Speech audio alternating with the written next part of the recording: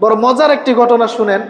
রাসূল সাল্লাল্লাহু আলাইহি সাল্লাম ঘরের ভেতরে অবস্থান করছেন, বাহিরে একজন সাহাবী আসলো, আসার পরে সালাম দিয়েছে।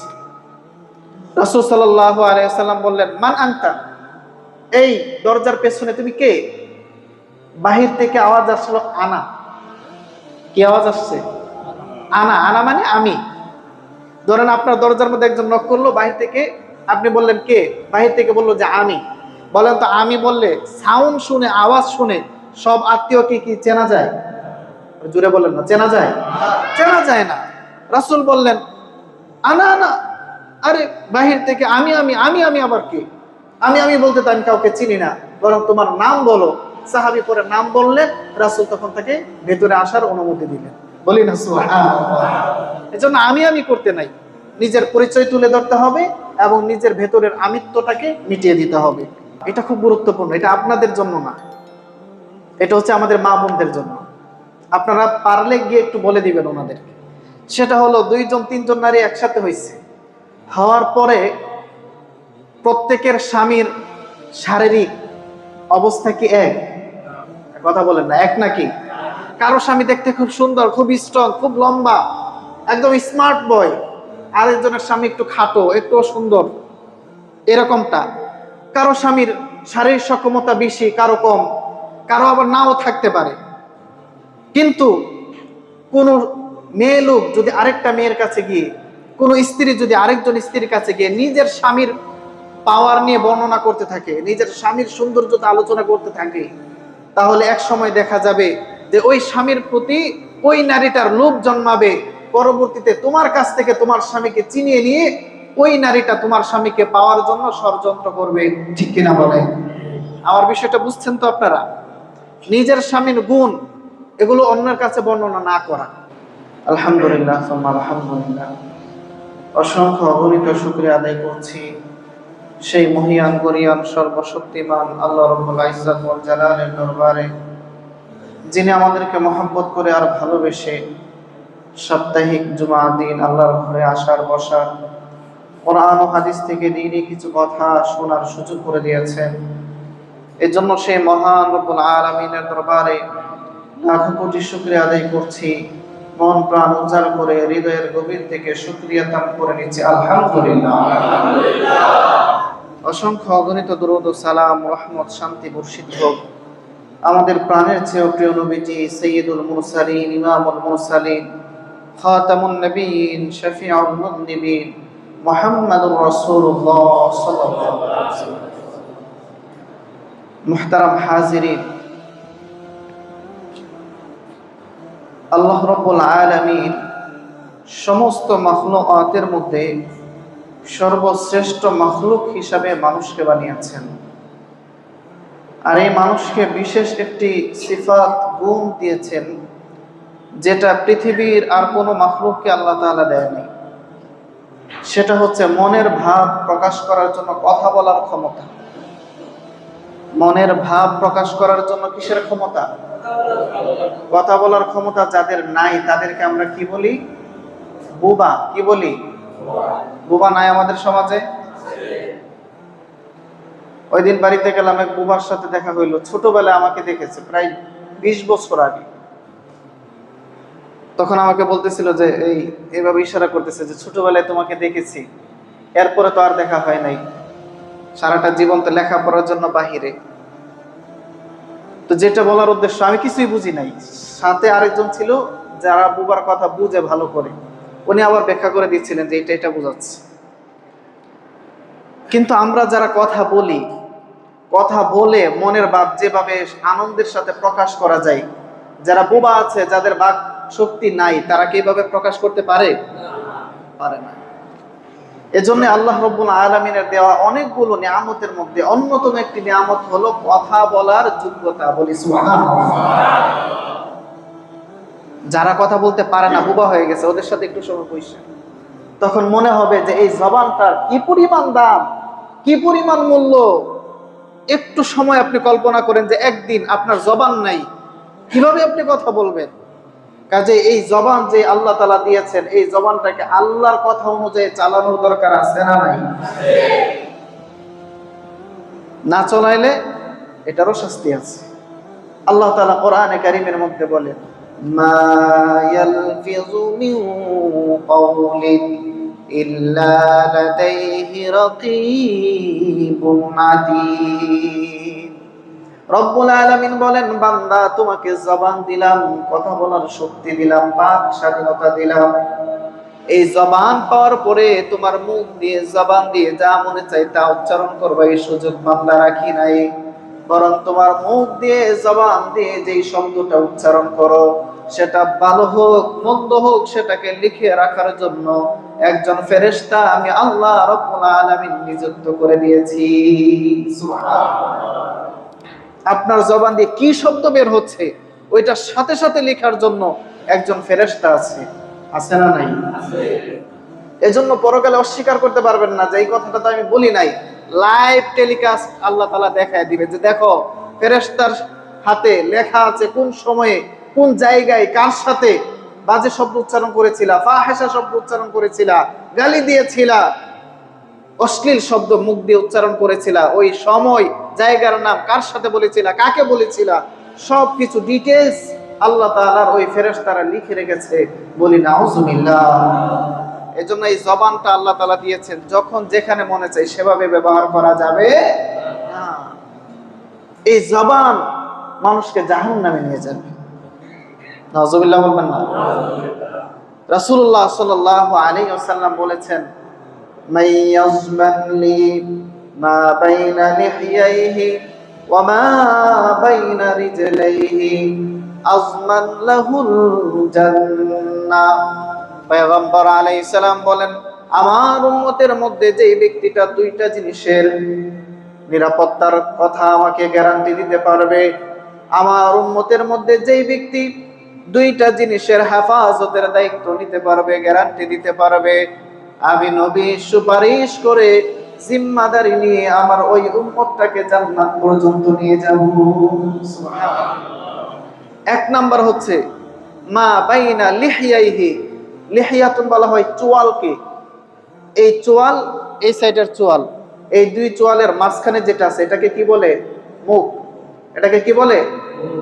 এই মুখের জিম্মাদারি গ্যারান্টি যে ব্যক্তি দিতে পারবে, ওয়ামা বাইনা রিজলাইহি, দুই পায়ের মাঝখানের যেই বিশেষ অঙ্গ আল্লাহ তাআলা দিয়েছেন, লজ্জাস্থান দিয়েছেন, ওই জায়গার গ্যারান্টি আমার যে উম্মত দিতে পারবে, রাসূল বলেন আজমান লাহুল জান্নাহ, আমার ওই উম্মতটাকে জান্নাত পর্যন্ত নিয়ে যাওয়ার গ্যারান্টি আমি নবী নিজে দিয়ে দিলাম। সুবহানাল্লাহ। তাহলে জবানের কদর করা দরকার আছে না নাই? আমার ভাইরা, জবান দিয়ে কত ধরনের শব্দ আমরা উচ্চারণ করি।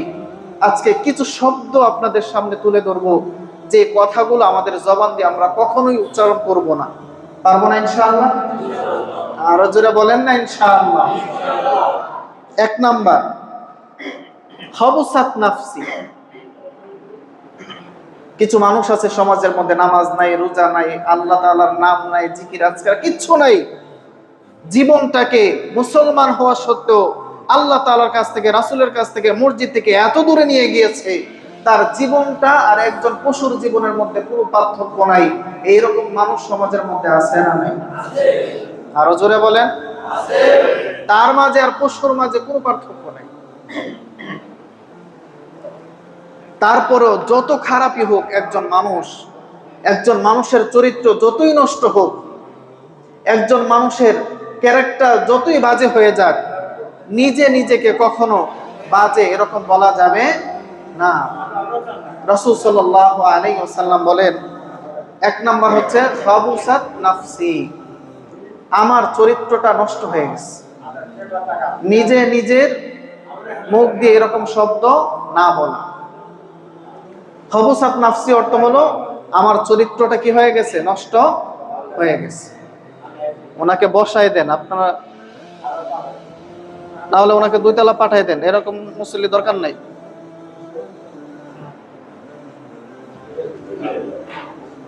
যদি কারো মানসিক সমস্যা থাকে মসজিদের ভেতরে আনবেন না, স্পষ্ট নিষেধ। যে সমস্ত মুরব্বীরা ভালো মন্দ কোন জায়গায় আওয়াজ করতে হবে না করতে হবে কিচ্ছু বুঝে না, ওনাদেরকে মসজিদে আনা কি নিষেধ। বলেন কি নিষেধ? স্পষ্ট নিষেধ।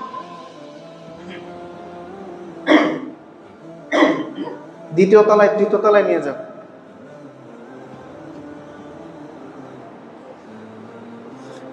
আর আমাদের অবস্থা আরো খারাপ। খারাপ কি? আমাদের এক উস্তাদ ক্লাসে বলেছিলেন যে বাংলাদেশের মানুষের এই অভ্যাসটা খুব বেশি। আপনি ইউরোপ, আমেরিকা বা বিভিন্ন কান্ট্রিতে যান, আপনি যদি ময়রা পয়রাও থাকেন, আপনি যা কিছু করেন, খাবার খাইতেছেন, বসে আছেন, গল্প করতেছেন, একটু উদ্ভট কোনো কিছু করতেছেন, বাহিরের কান্ট্রিগুলোতে, ইউরোপ, আমেরিকাতে, লন্ডনে, রাস্তাঘাটে উদ্ভট কিছু করতেছেন, মানুষ তাকায় দেখবেও না আপনি কি করতেছেন। ওইখানে সবাই যার যার কাজ নিয়ে ব্যস্ত আছে। আর বাংলাদেশে আমাদের অবস্থা হলো, সাইডে একটু আওয়াজ হয়েছে, এদিকে সব কিছু বাদ, ওইটাকে শুনে আছে না নাই? ওইদিকে ওই মুরব্বী যা মনে হচ্ছে তা করুন, আমি কিন্তু আলোচনা চালিয়ে যাচ্ছিলাম, এরপরও দেখি সবাই ওই মুরব্বীর কথাই শুনবে, উনি কি করতেছে সেটাই শুনবে না, ওনাকে ইগনোর করেন। জীবনে ইগনোর করা শিখতে হবে। সব জায়গায় টাং এড়াতে যাবেন না। রাস্তাঘাটে দেখবেন কেউ যদি হকারগিরি করে, হকার আছে না নাই? সান্ডার তেল বিক্রি করে, আছে না নাই? সান্ডা নিয়ে তো বড় ইতিহাস হয়ে গেছে বাংলাদেশ। তো এই সমস্ত মানুষ যখন হকারগিরি করে, দেখবেন লোকজনের অভাব নাই, রাস্তাঘাটে খুব ব্যস্ত যাইতেছে, তারপরে দেখে যে না এখানে কি হচ্ছে, ওইটাকে দেখেছে। মানে বাংলাদেশের মানুষের সময়ের কোনো মূল্য নেই, ঠিক কিনা বলেন? যে কোনো জায়গায় যেটাকে ফোকাস করতে হবে ওই জায়গায় মনোযোগ রাখতে হবে। এখানে কোরআনের কথা হচ্ছে, হাদিসের কথা হচ্ছে, এদিকে ফোকাস ধরে রাখেন। সাইটে কি হলো না হলো এটা দেখারই দরকার নেই। আপনার জীবনের ফোকাসটা ঠিক করেন। আমার জীবনে আমি কোন কাজের জন্য এসেছি, কি কাজ করব, ওই কাজের প্রতি যদি আমার ফোকাস থাকে, তাহলে এদিক সেদিক যাওয়া আমার পক্ষে সম্ভব হবে না। আর যদি আমার জীবনের গোলই না থাকে, লক্ষ্যই না থাকে, আপনি এখান থেকে যাবেন ঢাকাতে, যদি গাবতলিতে গিয়ে বসে ওইখানে বন্ধুর সাথে গল্প করা শুরু করে দেন, তাহলে আপনার কাজ কি শেষ হবে? না। নিজেদের জীবনের ফোকাস ঠিক করতে হবে, লক্ষ্য ঠিক করতে হবে, ওইটার উপরই মনোযোগ দিতে হবে। বিভিন্ন জায়গায় দেখা যায়, আমরা তো বিভিন্ন মাহফিলের মধ্যে দেখি, বক্তা মনোযোগ দিয়ে আলোচনা করতেছে, শ্রোতারাও করতেছে, সাইড থেকে একটু আওয়াজ হয়েছে, বাস ওইদিকে সবার মনোযোগ। আর মনোযোগ একবার নষ্ট হইলে এটাকে ফিরে আনা খুব মুশকিল। যারা বাজারি বক্তা আছে, একটা ঘটনা দিয়া দেখবেন পুরা বয়ান শেষ, আছে না নাই? আর দেখেন না আপনারা, একটা ঘটনা বলবে 1 ঘন্টা শেষ, এমন সুর, এমন টান আর এমন ইয়া। কিন্তু আমরা এটা পারি না। 1 ঘন্টার আলোচনা করব, আপনাদের সময়ের মূল্য আছে। 1 ঘন্টার ভেতরে আমাকে এমন এমন বিষয় বলে দিতে হবে যেটা আপনার জীবনের জন্য পথ প্রদর্শক হয়ে যাবে, ঠিক কিনা বলেন? এজন্য বিষয় আমরা সাজায় আনি যেন একটা পয়েন্ট ছুটে না যায়। মনোযোগ দিয়ে শুনতে হবে, পারবেন না ইনশাআল্লাহ? আর যে বিষয়টা শুরুতে বললাম, যারা ভালো মন্দ বুঝে না, যাদের অসুস্থতা আছে, যাদের শারীরিক সমস্যা আছে, যে মুরব্বীরা মসজিদে আসলে মসজিদ নষ্ট করার সম্ভাবনা আছে, ওই সমস্ত মুরব্বীদেরকে মসজিদে না আনার এজাজত আছে। বিষয়টা ক্লিয়ার তো আপনাদের কাছে? নাকি একজন মানুষ বিছানায় পড়ে গেছে, ওনারও দইরা মসজিদে টাইনা নিয়ে আসতে হবে, দরকার আছে? দ্বিতীয় আরেকটা পয়েন্ট বলি, সেটা হচ্ছে আল্লাহ তাআলা, আমরা সকলেই দোয়া করব এমন একটা বয়সে যেন আমাদেরকে না পৌঁছায় যে বয়সটাকে রাসূল বলেছেন আরজালুল উমর। বলেন কি? আরজালুল উমর, অতিশয় বৃদ্ধ। একটা তো হচ্ছে বৃদ্ধ, আরেকটা হচ্ছে অতিশয় বৃদ্ধ। এমন বৃদ্ধ যে বৃদ্ধ এখন খাবার খাওয়ার পরে বলে যে আমার খাবার কোথায়, আছে না নাই? এইরকম বৃদ্ধতা থেকে আল্লাহ তাআলার কাছে পানাহ চাইতে হবে। নিজের সুস্থতার সাথে, ঈমানের সাথে যেন মৃত্যু হয়, এই দোয়াটা সবসময় আল্লাহর কাছে করবেন। পারবেন না ইনশাআল্লাহ? আল্লাহ তাআলা আমাদের সবাইকে মাফ করে দেখ, সকলে বলি আমিন। আমার ভাইয়েরা, যেটা বলছিলাম, এই জবান আল্লাহ তাআলা আমাদেরকে খুব মহামূল্যবান নিয়ামত হিসাবে দিয়েছেন। 1 নাম্বার কাজ হলো, এই জবান দিয়ে আমার চরিত্র যতই খারাপ হয়ে যাক, আমি যতই শেষ হয়ে যাই, আমার চরিত্রের মধ্যে যতই কালিমা লেপন হোক না কেন, কখনো আপনি এই কথাটা বলতে পারেন না যে খাবুসাত নাফসি, আমি বড় নষ্ট হয়ে গেছি। এ কথা বলার মতো মানুষ সমাজে আছে না নাই? যে আমি নষ্ট হয়ে গেছি, আমি আর ঠিক নাই, আমার চরিত্র শেষ, না, এ কথা বলা যাবে না। বরং বলতে হবে আমার চরিত্রের মধ্যে কিছুটা সমস্যা হয়েছে, আমার ক্যারেক্টারের মধ্যে কিছু বাজে ক্যারেক্টার ঢুকে গেছে, এরকম বলতে হবে। কিন্তু আমার চরিত্র নষ্ট হয়ে গেছে, এ কথা কখনো বলা যাবে না। রাসূল সাল্লাল্লাহু আলাইহি সাল্লাম নিজে নিষেধ করেছেন। 2 নাম্বার হলো, অনেক সময় আমরা কথার মধ্যে বলি যে বর্তমান যুগটাই নষ্ট হয়ে গেছে। এরকম কথা সমাজে আছে না নাই? কথায় কথায় আমরা বলি যে যুগটাই নষ্ট হয়ে গেছে, এখন আর মানুষ কি যে করে, এই যুগের মধ্যেই আমরা এসে পড়লাম যে যুগটাই নষ্ট হয়ে গেছে। না, এ কথা বলা যাবে না। যুগ কখনো নষ্ট হয় না, যুগ সব সময় ঠিকই থাকে। কিন্তু ওই যুগের মধ্যে যারা বসবাস করে, ওই মানুষগুলো যদি সভ্য হয়, যুগটা বড় সুন্দর হয়ে যায়। আর মানুষগুলো যদি অসভ্য হয়ে যায়, ওই যুগের উপরে কালিমা লেপন হয়। ঠিক কিনা বলে? এজন্য যুগকে গালি দিয়ে লাভ নাই। আমরা যদি ঠিক হয়ে যাই, আমাদের সময়ও সুন্দর হয়ে যাবে। ঠিক কিনা বলেন? যুগকে আমরা কখনো গালি দিব না, যুগ খারাপ এ কথা আমরা কখনোই বলবো না। 3 নাম্বার, অনেক সময় আমরা কোনো কিছু বলার ক্ষেত্রে এরকমটা বলি যে আল্লাহ তাআলা যা চান আর তুমি যা চাও ওইটাই করো। হয়তো আপনাদের মধ্যে নাই, কিন্তু অনেক সময় এরকম হইতে পারে। আল্লাহ তাআলার ইচ্ছার সাথে বান্দার কোনো ইচ্ছাকে কখনো মিক্স করা যাবে না। আল্লাহ তাআলার ইচ্ছার সাথে বান্দার ইচ্ছাকে কি করা যাবে না? মিক্স করা যাবে না, মিলানো যাবে না। যেমন বিবাহের সময় বাবা মেয়েকে নতুন জামাইয়ের হাতে তুলে দিচ্ছে আর বলতেছে যে বাবা, আমার মেয়ের জন্য আজকের পর থেকে উপরে আল্লাহ আছে আর নিচে তুমি আছো। নাউজুবিল্লাহ বললেন না? এরকম শব্দ সমাজে আছে না নাই? যে উপরে আল্লাহ আর নিচে তুমি। নিচে মনে হয় আল্লাহ নাই, বলতে হবে আল্লাহর তোমার হাতে দিয়ে আল্লাহর হাওলা করে দিলাম। আজকের পর থেকে এরকম শব্দ বলতে পারবো না ইনশাআল্লাহ। আমি যদি বলি উপরে আল্লাহ নিচে তুমি, তাহলে আল্লাহর সাথে বান্দাকে শরীক করে দেওয়া হলো। আর এটা হলো ডাইরেক্টলি শিরিক। আর শিরিক যারা করবে, আল্লাহ তাআলা ওই ব্যক্তিগুলোকে কোনোদিন ক্ষমা করবে না। বলি নাউজুবিল্লাহ। এরকম বহু শব্দ আছে, যেই শব্দের মধ্যে আল্লাহর সাথে বান্দার কোনো কাজকে মিক্স করা হবে, সেই জায়গাটাই শিরক ঢুকে যাবে। রাসূল সাল্লাল্লাহু আলাইহি সাল্লাম এরকমটা করতে নিষেধ করেছেন। 4 নাম্বার হলো, পৃথিবীর মধ্যে বিভিন্ন রাজা থাকে, বিভিন্ন পাওয়ারফুল মানুষ থাকে, প্রধানমন্ত্রী থাকে, প্রেসিডেন্ট থাকে। তাদেরকে রাজাধিরাজ, মালিকুল মুলক, আরবিতে এই শব্দটা এসেছে, মালিকুল মুলক বা মালিকুল মুলক, রাজাধিরাজ, সমস্ত ক্ষমতা তার হাতে। পৃথিবীর কোন মানুষকে এইরকম শব্দ দিয়ে সম্বোধন করা যাবে না। কারণ মুসলমান যারা, তাদের বিশ্বাস হলো সমস্ত ক্ষমতার উৎস একজনের হাতে। তিনি কে? আরো জোরে বলতে হবে কে?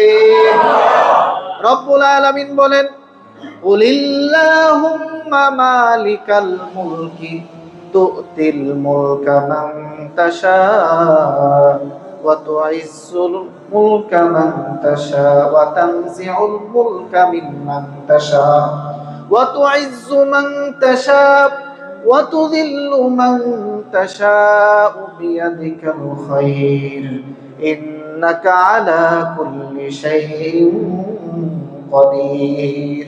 রব্বুল আলামিন বলেন, হে নবী আপনি জানায়া দেন, কুলিল্লাহুম্মা মালিকাল মুলক, আল্লাহ রব্বুল আলামিন হলেন সমস্ত রাজাদের রাজা, সমস্ত ক্ষমতাশীলদের চেয়ে বড় ক্ষমতাশীল। সমস্ত রাজাদের মধ্যে রাজাধিরাজ হলেন স্বয়ং আল্লাহ। নবী আপনি এটা বলে দেন। তুতিল মুলকা মিম্মান তাশা, রব্বুল আলামিন যাকে চান কোন একটা দেশের প্রধানমন্ত্রী বানান, কোন একটা এলাকার ক্ষমতাধর বানান। ওয়া তানজিউল মুলকা মিম্মান তাশা, রব্বুল আলামিন যাকে চান প্রধানমন্ত্রীর গদি থেকে নামায়া রাস্তার ফকির বানায়া দেয়। ঠিক কি না? আল্লাহ রব্বুল আলামিন যাকে চাই রাজার আসনে বসায়। আবার রব্বুল আলামিন যখন চান, ওই রাজাটাকে মুহূর্তের মধ্যে প্রজার মধ্যে নিয়ে আসেন। ঠিক কি না? ওয়া তুইজ্জু, আর আল্লাহ তাআলা যাকে চান সম্মানিত করেন। মুহূর্তের মধ্যে রব্বুল আলামিন যাকে চান অপমানিত করতে পারেন। ঠিক কি না? মুহূর্তের মধ্যে দেশের প্রধানমন্ত্রী, এমন এক ঘটনা ঘটেছে, মুহূর্তের মধ্যে ক্ষমতা ছাইরা জান বাঁচাইতে পারে না, দেশ ছাড়তে বাধ্য হয়। ঠিক কিনা বলেন? আমার ভাইয়েরা, এটা আল্লাহ তাআলা মানুষকে মেসেজ দিচ্ছেন, শোনো, দুনিয়ার মধ্যে কারো ক্ষমতা স্থায়ী নয়, কেউ সুপার পাওয়ার নয়। আমরা আজকে বলতে পারি যে অমুক দেশ সুপার পাওয়ার, অমুক দেশ খুব পাওয়ারফুল, শক্তিশালী, কিন্তু আমরা বিশ্বাস করি যাদের ভেতরে ঈমান আছে, ঈমানের চেয়ে পাওয়ারফুল কোন বস্তু দুনিয়ার মধ্যে আর দ্বিতীয়টা নাই। ঠিক কিনা বলেন? এজন্য রাজাধিরাজ কাউকে বলা যাবে না, কারণ রাজাধিরাজ হলেন একজনই, আর তিনি কে? রাসূল সাল্লাল্লাহু আলাইহি ওয়াসাল্লাম নিষেধ করেছেন। ৫ নম্বরে হলো প্রবল বাতাস এসেছে, আয়েশা আপনার বাড়িঘর সব তছনছ করে দিচ্ছে। এমন জ্বর এসেছে, আপনি ছটফট করতেছেন, কাঁথা কম্বল ৫-১০টা দিয়ে দিছে, তারপরও জ্বর কমতেছে না। তারপরে হচ্ছে রাত্রিবেলায় ঘুমাইছেন, ফজরের সময় মুরুগ এমন ডাকাডাকি শুরু করছে, আপনি ওই বাতাসকে প্রবল বেগে আসার কারণে গালি দিলেন, আপনি জ্বর আসার কারণে জ্বরকে গালি দিলেন, ফজরের সময় মুরুগ ডাকার কারণে মুরুগকে গালি দিলেন। এরকম গালিবাজ সমাজের মধ্যে আছে না নাই?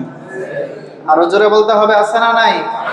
এই বাতাসকে যিনি প্রবাহিত করেন তিনি কে?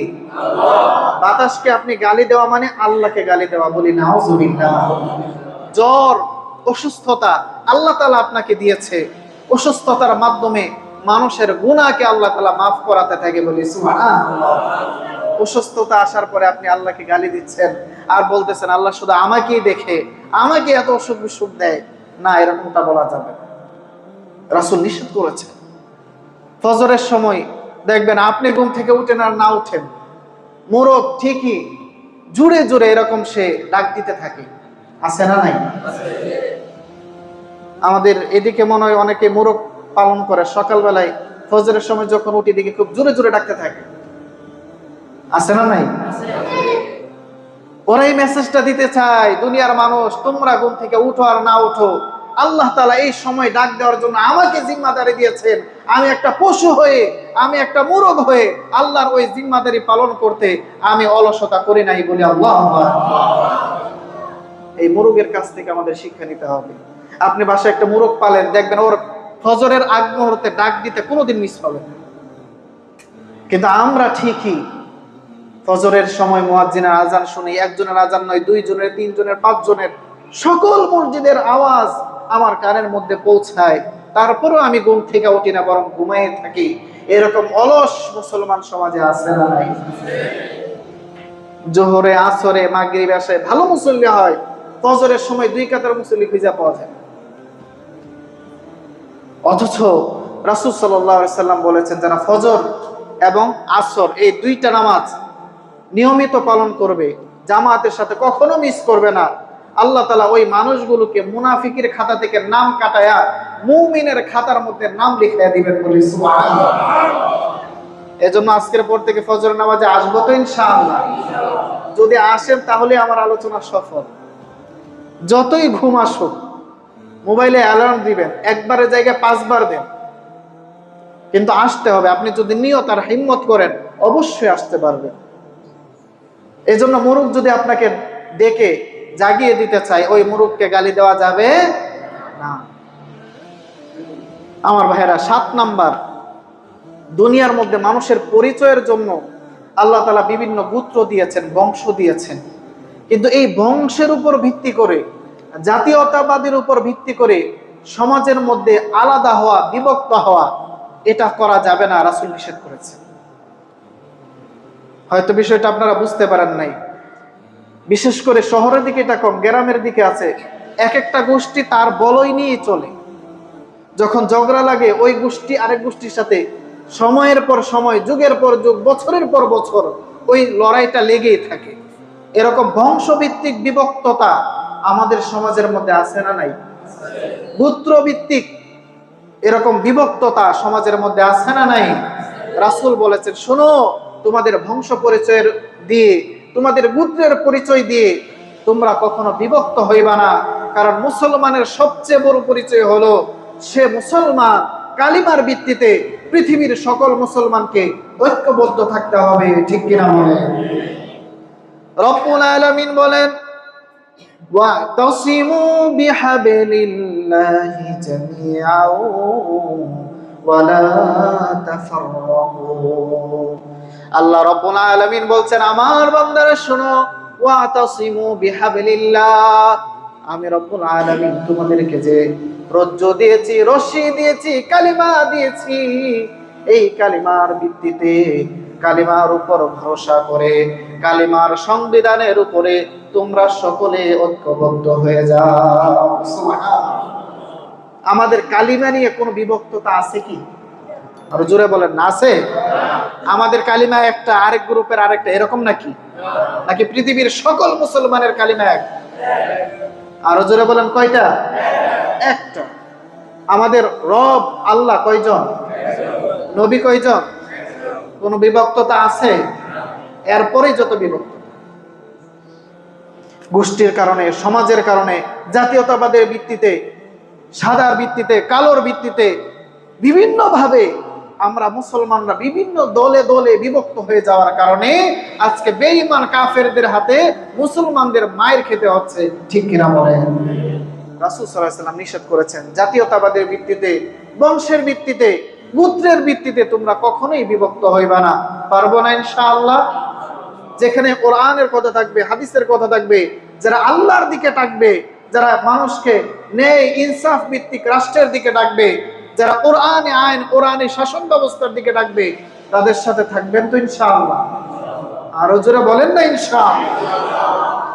আমার ভাইরা, 7 নাম্বার, এটা খুব গুরুত্বপূর্ণ।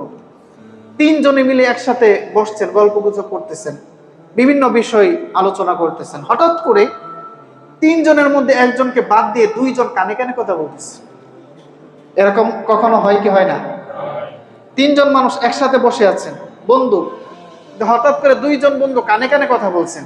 তাহলে তৃতীয় যে পার্সন আছে, তৃতীয় যে ব্যক্তি আছে, তার মনে শয়তান এসা ওয়াসওয়াসা দিয়ে দিবে যে শোনো, 2 জনে যে কানে কানে বলছে, মনে হয় তোমার ব্যাপারে কোনো কিছু বলতেছে। শয়তান ওয়াসওয়াসা দিয়ে সেখানেই লড়াই বাঁধিয়ে দিবে, ঝগড়া বাঁধিয়ে দিবে, বিশৃঙ্খলা তৈরি করে দিবে। এজন্য রাসূল বলেছেন, যখন তোমরা 3 জন থাকো, 2 জন কানে কানে কথা বলবে না, বরং 3 জন একসাথেই বলবে। আর যদি কোনো কিছু গোপন কথা থাকে পরে বলতে হবে, কিন্তু ওই একজনের সামনে বলবে না। কারণ বললে কি হবে, শয়তান তার মনের মধ্যে ওয়াসওয়াসা দিবে, কুমন্ত্রণা দিবে, ওই জায়গায় ঝগড়ার এবং বিশৃঙ্খলার তৈরি হবে। এটা আমরা কখনোই করব না। 8 নাম্বারে হলো, অনেক সময় আমরা মুসিবতে পড়ে আল্লাহ তাআলার কাছে দোয়া করি। দোয়া করারও বিভিন্ন বাক্য আছে। আপনারা অনেক সময় দেখবেন, আমি যে মুনাজাতের মধ্যে যে দোয়াগুলো করি, একদম সংক্ষিপ্ত দোয়া, কিন্তু রাসূল সাল্লাল্লাহু আলাইহি সাল্লাম বলেছেন যে এই দোয়াগুলোর একটা দোয়া যদি কারো জীবনে কবুল হয়ে যায়, আল্লাহ তাআলা ওই ব্যক্তির জীবনটাকে আলোকিত করে দিবেন। সুবহানাল্লাহ। রাসূল দেখলেন এক সাহাবী ঘন্টাব্যাপী দোয়া করতেছেন, এটা চাইতেছেন, ওইটা চাচ্ছেন, ঘন্টাব্যাপী চোখের পানি ছেড়ে ছেড়ে দোয়া করতেছেন। রাসূল বললেন, শোনো, তুমি যে 1 ঘন্টাব্যাপী হাত তুলে আল্লাহর কাছে দোয়া করলে, ওই দোয়াটা আমি 5 সেকেন্ডের মধ্যে করে দিব। বলি সুবহানাল্লাহ। সাহাবী বলেন, ইয়া রাসূলুল্লাহ, যদি এতই সহজ হয়, ওই দোয়াটা দয়া করে আমাকে শিখায়া দেন। রাসূল সাল্লাল্লাহু আলাইহি সাল্লাম বললেন, শোনো, ওই দোয়াটা হলো আল্লাহুম্মা ইন্নী আসআলুকাল হুদা ওয়াত তুকা ওয়াল আফাফা ওয়াল গিনা। প্রায় সময় আমি মুনাজাতে দোয়াটা করি, আপনারা তো শুনেন ঠিকই, মুখস্থ করেন না। এখানে 4টা বিষয় চাওয়া হয়েছে। আল্লাহুম্মা ইন্না নাসআলুকাল হুদা, হে আল্লাহ, আপনার কাছে আমি হেদায়েত চাই। কি চাই? যদি কেউ হেদায়েতের উপরে চলে আসে, হেদায়েত পেয়ে যায়, তার জীবনে আর কোনো জিনিস পাওয়ার বাকি আছে? সব পেয়ে গেছে। হুদা ওয়াত তুকা মানে, আল্লাহ, আমি আপনার কাছে মুত্তাকি হতে চাই। 2 নম্বর, 1 নম্বর হেদায়েত, 2 নম্বর মুত্তাকি। ওয়াল আফাফা, আফাফুন শব্দের অর্থ হলো সব ধরনের বালা মুসিবত থেকে সুস্থতা, শারীরিক, মানসিক, আর্থিক সব দিক দিয়ে নিরাপত্তা। শরীরের মধ্যে কোনো অসুস্থতা নেই, অর্থনৈতিক কোনো সংকট নেই, সামাজিকভাবে কোনো পেরেশানি নেই, সব কিছু থেকে মুক্ত থাকাকে বলে আফাফ। এটা যদি অর্জন হয়ে যায়, কারো জীবনে আর কোনো কষ্ট থাকবে? তারপরে আবার আলাদাভাবে ওয়াল গিনা, আল্লাহ ধনাঢ্যতা চাই। এই ধনাঢ্যতা শুধু সম্পদের না, এই ধনাঢ্যতা হচ্ছে ইবাদতের, এই ধনাঢ্যতা সম্পদের, এই ধনাঢ্যতা সুস্থতার, এই ধনাঢ্যতা সবকিছুর। এই চারটা জিনিস যদি আল্লাহ তাআলা কারো জীবনে দিয়ে দেয়, তার আর কোনো জিনিসের প্রয়োজন নেই। এখন এই দোয়া করার সময় এমন ইতমিনানের সাথে দোয়া করতে হবে যে অবশ্যই আমার দোয়া কবুল হবে। কিন্তু এখন যদি আপনি বলেন যে আল্লাহ চাইলে দেন, না চাইলে না দেন, এরকম কথা বলার মতো মানব সমাজে আছে না নাই? আল্লাহ মন চাইলে দেন, না চাইলে না দেন। আপনাদের মধ্যে নাই, অনেক মানুষ বলে। এই জন্য রাসূল সাল্লাল্লাহু আলাইহি ওয়াসাল্লাম বলেছেন, এরকমটা দোয়ার মধ্যে কখনো করবা না যে আল্লাহ তাআলা আপনি চাইলে দেন, না চাইলে না দেন। বরং এভাবে দোয়া করতে হবে, আল্লাহ আপনি ছাড়া তো আমাদের আর কেউ নাই, আপনি আমাদেরকে একমাত্র দেওয়ার ক্ষমতা রাখেন। আল্লাহ এই বিপদ থেকে আমাকে উদ্ধার করে দেন। আল্লাহ এই জিনিসটার প্রয়োজন, আপনি আমাকে দিয়ে দেন। আল্লাহ এই মুসিবতের মধ্যে পড়েছি, আপনি উদ্ধার করতে পারেন, আল্লাহ আপনি উদ্ধার করে দেন। আশা ভরসা আর চোখের পানি ছেড়ে কোনো ব্যক্তি যখন দোয়া করবে, আল্লাহ তাআলার নিজে বলেন, বান্দা তুমি দোয়া করতে দেরি হবে, ওই দোয়া আমি কবুল করতে দেরি হবে না। সুবহানাল্লাহ। এজন্য সবসময় ভরসা নিয়েই দোয়া করতে হবে। 9 নাম্বার হলো, আমরা কথাই কথাই বলি আমি এটা করেছি, আমি ওইটা করেছি, আমি এই করেছি, আমি সেই করেছি, আমি এন করেছি, তেন করেছি। এরকম আমি করার মতো লোক সমাজের মধ্যে আছে না নাই? আর ভাইরা, এটা করা যাবে না। আমি বলতে তো কিছুই নাই। আমার দেহের অস্তিত্বের সূচনাটা কোথায় থেকে হয়েছে? একটা নাপাক ফোঁটা থেকে। সেখান থেকে আমি মায়ের গর্ভে 10 মাস 10 দিনে বড় হয়েছি, দুনিয়া এসেছি, আস্তে আস্তে বড় হয়েছি। আবার যখন মারা যাব, মাটির সাথে যাব, মিশে যাব। আমি বলতে তো কিছুই নাই। তাহলে আমি কেন শুধু আমি করি যে আমার এই ক্ষমতা, আমার এই প্রতিপত্তি, আমার সাথে লড়তে এসো না, আমি তোমাকে এটা করব সেটা করব, আমাকে চেনো না তুমি, আমি কেমন? এরকম করা যাবে না। আমিত্বকে মিটিয়ে দিতে হবে, বরং বলতে হবে ভাই আমি কিছুই না, আমার দ্বারা আল্লাহ তাআলা এই খেদমতটা করিয়েছেন, এজন্য আল্লাহ তাআলা শুকরিয়া আদায় করেন। পারবো না ইনশাআল্লাহ? কেউ যদি দান করে বলে যে আমি দান করেছি, রমজানের রোজা রেখা যদি বলে আমি রমজানের 30টা রোজা রেখেছি, মসজিদের মধ্যে মাদ্রাসার মধ্যে কোনো দুনিয়াবি কাজ অথবা উখরুবি কাজ দান সদকা করে কেউ যদি বলে আমি এটা করেছি, তাহলে সাথে সাথে ওই খোঁটা দেওয়ার কারণে যে সওয়াব সে পেয়েছিল, সকল সওয়াব মুহূর্তের মধ্যে মিশে যাবে। বলি নাউজুবিল্লাহ। ওই দিন এক জায়গায় দেখলাম এলাকার নেতা মাহফিলের মধ্যে এসে সে বক্তব্য দিচ্ছে যে হুজুরের আলোচনা পরে শুনতে হবে, আগে আমার আলোচনা শোনো, কারণ এই মাহফিলের মধ্যে সবচেয়ে বেশি টাকা আমি দিয়েছি। নাউজুবিল্লাহ বলবেন না? এরকম মানুষ সমাজে আছে না নাই? যে আমি সবচেয়ে বেশি দান করেছি, আমার আলোচনাটা আগে শোনো, তারপরে হুজুরের ওয়াজ শুনতে হবে। রাসূল বলেন না, আমি করা যাবে না, আমি বলতে কিছুই নাই। বড় মজার একটি ঘটনা শুনেন। রাসূল সাল্লাল্লাহু আলাইহি সাল্লাম ঘরের ভেতরে অবস্থান করছেন, বাহিরে একজন সাহাবী আসলো, আসার পরে সালাম দিয়েছে। রাসূল সাল্লাল্লাহু আলাইহি সাল্লাম বললেন, মান আনতা, এই দরজার পেছনে তুমি কে? বাহির থেকে আওয়াজ আসলো আনা। কি আওয়াজ আসছে? আনা। আনা মানে আমি। ধরেন আপনার দরজার মধ্যে একজন নক করলো বাহির থেকে, আপনি বললেন কে? বাহির থেকে বললো যে আমি। বলেন তো আমি বললে সাউন্ড শুনে, আওয়াজ শুনে সব আত্মীয়কে কি চেনা যায়? জুড়ে বলেন না, চেনা যায়? চেনা যায় না। রাসূল বললেন আনা আনা, আরে বাহির থেকে আমি আবার কি? আমি বলতে তো আমি কাউকে চিনি না, বরং তোমার নাম বলো। সাহাবী পরে নাম বললেন, রাসূল তখন তাকে ভেতরে আসার অনুমতি দিলেন। বলি না সুবহানাল্লাহ। এজন্য আমি করতে নাই, নিজের পরিচয় তুলে ধরতে হবে এবং নিজের ভেতরের আমিত্বটাকে মিটিয়ে দিতে হবে।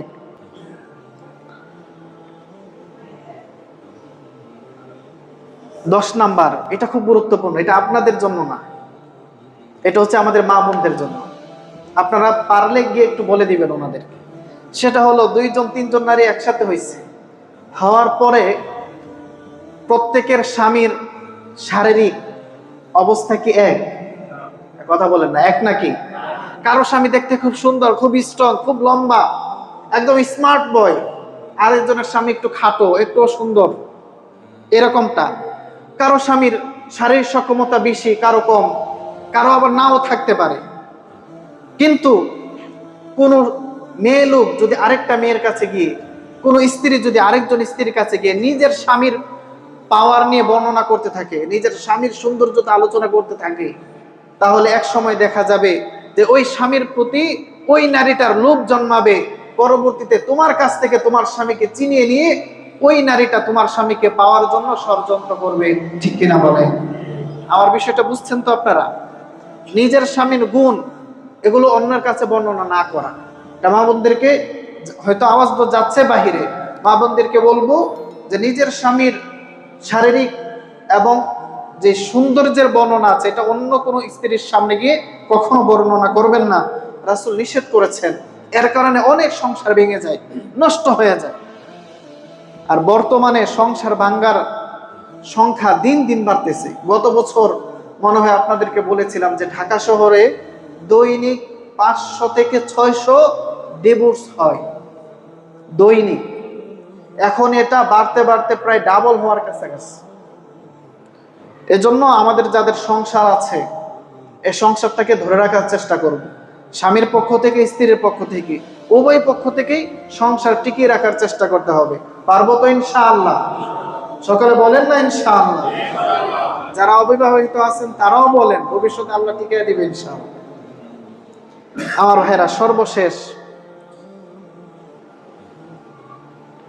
হাদিস শরীফের মধ্যে এসেছে, রাসূল সাল্লাল্লাহু আলাইহি ওয়াসাল্লাম বলেছেন, 3টি কাজ যখন তোমাদের উপর বর্তাবে সাথে সাথে ওইটা করে ফেলবা, একটু সময়ের জন্য বিলম্ব করবা না।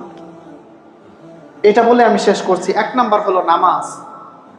নামাজের সময় হয়েছে, সাথে সাথে আপনি প্রস্তুতি শুরু করে দেন। নামাজের ওয়াক্ত হয়েছে, যদি মনে করেন যে না, জুমার নামাজ, হুজুর তো আলোচনা করছেন, আলোচনা যখন একদম শেষের দিকে, তারপরে মসজিদে যাব, এরকম মন মানসিকতা অনেকের আছে না নাই? জুমার দিন একটু আগে ভাগে আসলে এই যে কথাগুলো হলো, এরকম কথা আমাদের দ্বারা হয়ে যেতে পারে। শিরকি কথা অনেকগুলো আছে, আমার দ্বারা হয়ে যেতে পারে। আপনি যদি হুজুরের আলোচনাই না শুনেন, এগুলো কোথায় থেকে শুনবেন?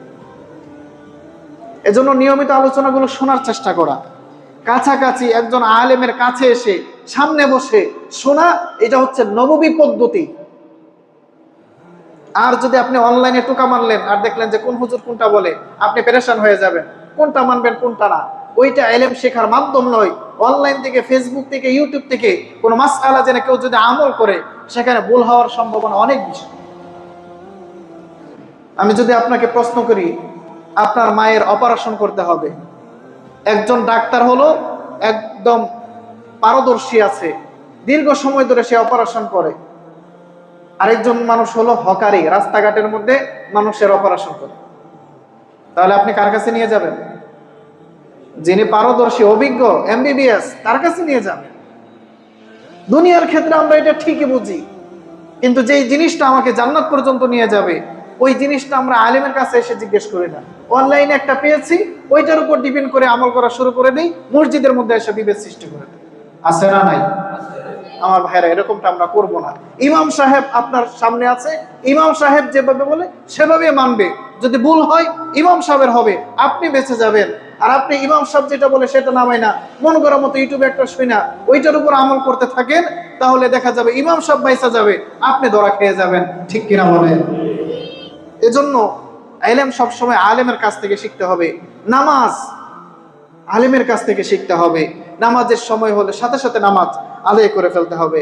2 নাম্বার বিষয় হলো, রাসূল বলেছেন, যখন কেউ মারা যায়, জানাজার নামাজ দিতে দেরি না করা, যত দ্রুত পারা যায় জানাজা দিয়ে তাকে দাফন করে দেওয়া। কারণ সে যদি জান্নাতি হয়, তাহলে জান্নাতের ফেরেশতারা তাকে জান্নাতে নিয়ে যাওয়ার জন্য অপেক্ষমান আছে।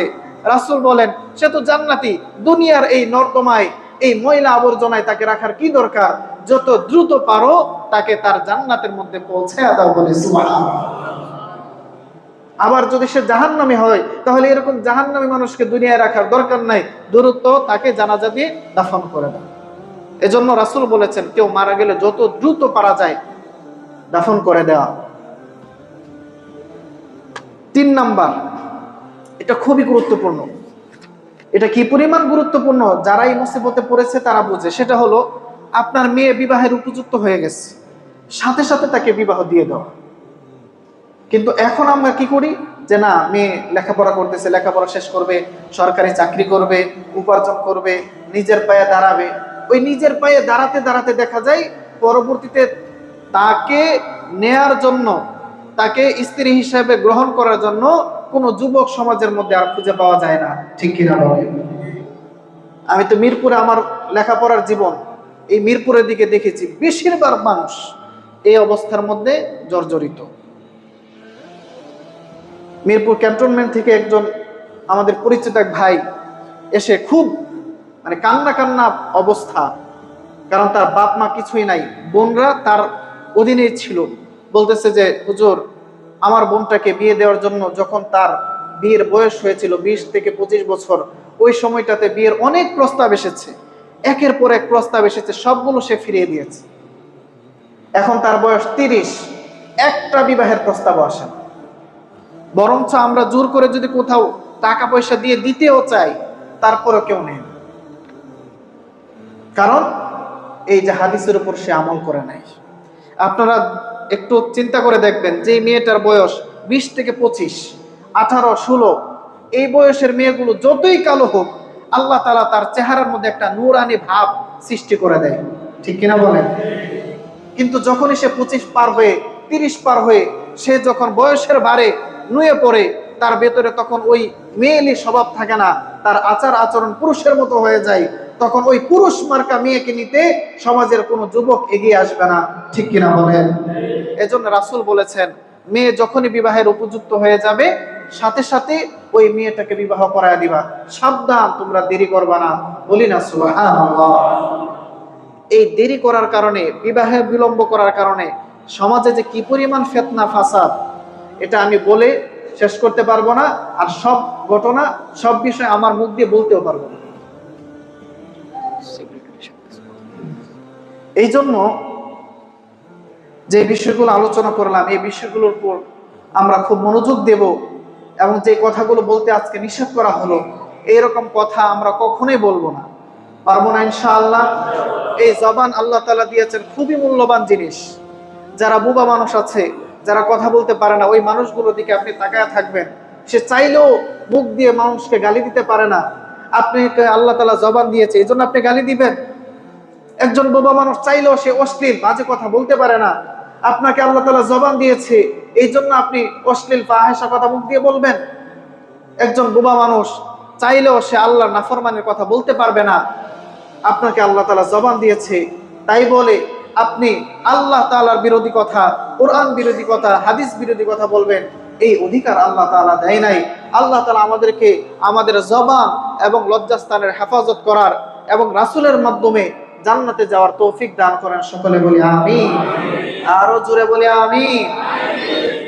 এখন আপনাদের সামনে আমাদের মসজিদের সম্মানিত সেক্রেটারি সাহেব কিছু কথা বলবেন, তারপরে আমরা সুন্নাত পড়ব ইনশাআল্লাহ।